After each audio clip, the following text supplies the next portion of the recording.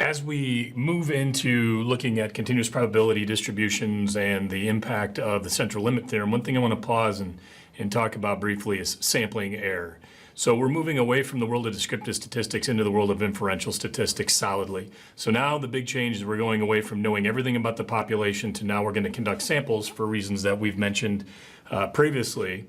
But we're going to go and we're going to conduct samples, and then we're going to analyze that data, and we're going to use that sample data to start to figure out what the probability of the likelihood of an event in the future is going to happen. Now, before we get into that discussion with the central limit theorem and really start talking almost exclusively about sampling, one thing we have to address quickly before we go into that is sampling error. Sampling error is simply the difference between some sampled statistic and some corresponding population parameter. Okay? So when we look at, for example, our mean, our sample statistic, our X bar, we would then use that to estimate our population parameter, funny looking U or mu, right? And there's just a litany of different other statistical measures or variables that we can look at. Again, one that we're becoming increasingly familiar with is the standard deviation and the variance, right? As we show those as population values. We can keep going down the list of different types of variables and understand that when we conduct a sample, we are estimating, in this case, the population parameter. Every time we go in and conduct that sample, there's the possibility of sampling error. There's sampling error that exists. So you can imagine if I had a population parameter equal to 20, just making this up on the spot, and I go in and I conduct a sample value and it comes back as 18, there's going to be a corresponding sampling error equal to 2, right? Again, imagine the population value is still 20. I go in and let's imagine we're doing a sample of 100, right? A sample of 100. Each and every time I conduct a sample, there's a high likelihood that I'm going to get a different, all right, corresponding sample, or in this case, the sample mean. You can imagine this one comes out to be 24. Now our sampling error is equal to 4.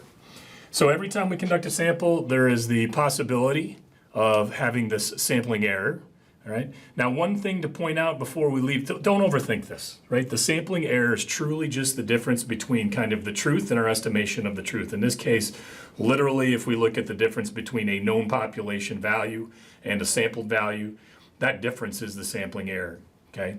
Now, one of the things that we want to pause before we go into the central limit theorem, because we're going to find the central limit theorem is more accurate for larger samples than smaller samples, because just like within sampling error, the law of large numbers comes into play. So we start talking about this within the context of our discrete or our probability section just in general.